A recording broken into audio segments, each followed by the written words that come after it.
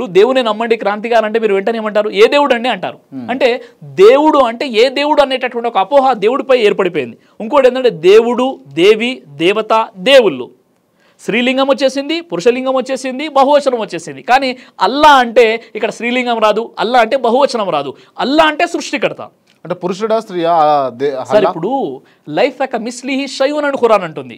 ఆ అల్లాను పోలినది ఏదీ లేదు, కాబట్టి ఆయన స్త్రీయా పురుషుడు అన్న డిబేటే పెట్టకండి అని ఖురాన్ అంటుంది. ఎందుకంటే అల్లాను పోలినటువంటిది ఏది లేనప్పుడు ఆయన ఆడనా మగనా అని ఏదైతే మనం ఇక్కడ ఆడ మగ ప్రతిమలు చేసేసుకుని వీళ్ళు ఆరాధిస్తున్నారో వీళ్ళు క్వశ్చన్ చేయకూడదు. ఎందుకంటే లైఫ్ యొక్క మిస్లీహి షయూన్, ఆ అల్లాను పోలిన ప్రతిమ ప్రతిరూపాలు విగ్రహాలు ఏమి లేవు కాబట్టి ఆయనకు సరి సమానులు ఎవరు లేరు కాబట్టి దేనితో కూడా మనం కంపేర్ చేయకూడదు. సిరాజ్ గారు క్లియర్గా చెప్పండి, ఔరంగజేబు, అక్బర్ లాంటి వాళ్ళు క్లియర్గా హిందూ మతానికి సంబంధించినటువంటి వేదాలు లేకుండా చేసిర్రు. దాని కారణంగా ఇలా పాఠ్యపుస్తకాలలో వేదాలు లేకుండా విద్యార్థులు చదువుకోకుండా హిందూ మతం నేర్చుకోకుండా చేసినటువంటి ఘనత ఔరంగజేబుది, అక్బర్దే అని అంటే మీరేమంటారు? క్రాంతి గారు, ఏదైతే మీరు ప్రశ్న అడుగుతున్నారో నిజంగా చెప్పాలంటే ఇవి 2024 డిసెంబర్ ఎండ్లో ఉన్నాము, 2025లోకి వెళ్ళిపోతున్నాము. రాబోయే 2025లో అతిపెద్ద జోక్ ఏదైనా ఉంది అంటే ఈ విషయం అని మనం చెప్పవచ్చు. ఎందుకంటే నిజంగా వేదాలు చదవకుండా చేసింది ఎవరండి? వేదాలు చదవకుండా చేసింది మన బ్రాహ్మణ పండితులు. మనుస్మృతి గ్రంథం ఏమంటుంది? మనుస్మృతి గ్రంథం 4వ అధ్యాయం 99వ మంత్రాన్ని మీరు చూడండి. శూద్రులు వేదాలు చదవకూడదు. ఒకవేళ శూద్రులు గనక వేదాలు చదివితే వారి యొక్క నోటిలో వారి యొక్క చెవులలో సీసం పోయాలని ఉందండి.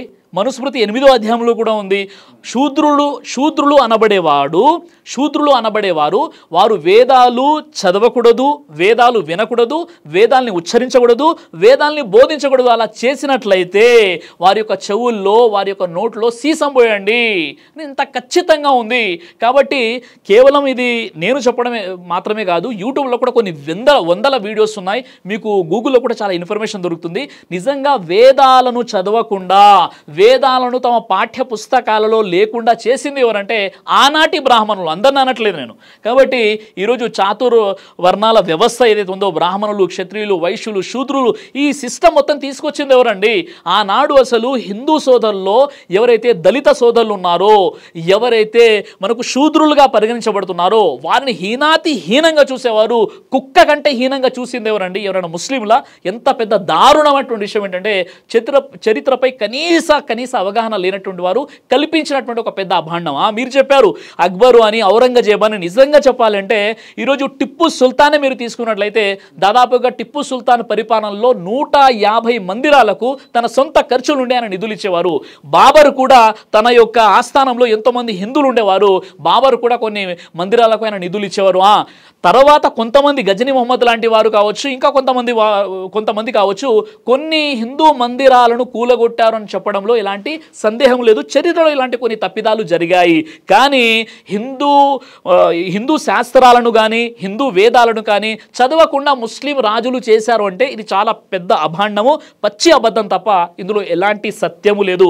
పైగా ఆనాటి హిందూ సాహిత్యాన్ని ఇతర భాషలు, పర్షియన్ లాంటి భాషల్లో ట్రాన్స్లేట్ అవ్వడానికి ఆనాటి ముస్లిం రాజులు ప్రయత్నం చేశారు. మీరు క్లియర్ కొన్ని దేవాలయాలు చూసినా కూడా ఎందుకు వస్తున్నాయని, మసీదులు ఎందుకు వస్తున్నాయి, మరి మసీదులు ఎందుకు కట్టారు అక్కడ అని అడిగితే, సార్ ఒక్క విషయం, పురాతన కట్టడాలు ఎందుకు తవ్వకాలలో పురాతన కట్టడాలు ఎట్లా బయటకు వస్తా ఉన్నాయని అడిగితే వాటిని క్రాంతి గారు, మనకున్నటువంటి ఒక జీవో, మన రాజ్యాంగం ప్రకారంగా స్వాతంత్రానికంటే ముందు జరిగినటువంటి సంఘటనలు ఏవైతే ఉన్నాయో వాటిని మళ్ళీ మీరు తెరపైకి తీసుకొచ్చేసి మీరు డ్రామా క్రియేట్ చేయకూడదు. ఎందుకు అంటే, ఇప్పుడు ఉదాహరణకు చెప్తున్నానండి, నేనేమంటున్నానంటే ముస్లిం రాజులు ఎవరైతే పరిపాలించారో ఆ సందర్భంలో కొన్ని మందిరాలను వాళ్ళు కూలగొట్టవచ్చు, దాన్ని మసీదులుగా మార్చొచ్చు. కానీ ఈరోజు మన భారతదేశంలో 3 లక్షల కంటే ఎక్కువ మసీదులు ఉన్నాయి. నిజంగా ఈ 3 లక్షల కంటే ఎక్కువ ఉన్నటువంటి మసీదులో కొన్ని చారిత్రాత్మకమైనటువంటి మసీదులు తప్ప మిగతా అన్ని మసీదులు కూడా మన భారతదేశం యొక్క స్వాతంత్రం తర్వాత కట్టినటువంటి మసీదులు. ఇవన్నీ కూడా స్వాతంత్రం కంటే పూర్వం కట్టినటువంటి మసీదులు కాదు.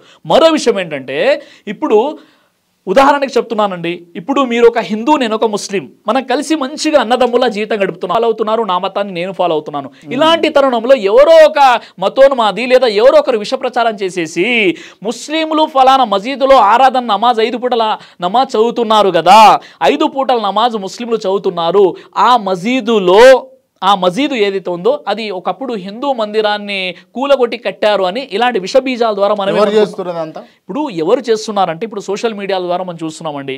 కొంతమంది స్వార్థపరులు చేస్తున్నారు, వారు ఎవరైనా కావచ్చు. నేను చెప్పే విషయం ఏంటంటే క్రాంతి గారు ఒక విషయం తెలుసుకోవాలి.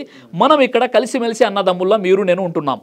అయితే మనం ఉంటున్నప్పుడు ఎవరైనా ఇప్పుడు మీ ఇంట్లో మీరు ఉంటున్నారు, నా ఇంట్లో నేను ఉంటున్నాను, ఎవరు వచ్చేసి మీకు చెప్పారు ఇప్పుడు బ్రదర్ సిరాజ్ ఉంటున్నటువంటి ఇల్లు ఏదైతే ఉందో 400, 500 లేదా 700 సంవత్సరాల క్రితం మీ తాత ముత్తాతలని ఎవరైనా మీరు చెప్పేస్తే మీరేం చేస్తున్నారు నా దగ్గరకు వచ్చేసి ఇల్లు కాల్ చేయరా బాబు అంటున్నారు. ఇది ఎంతవరకు ధర్మం అండి?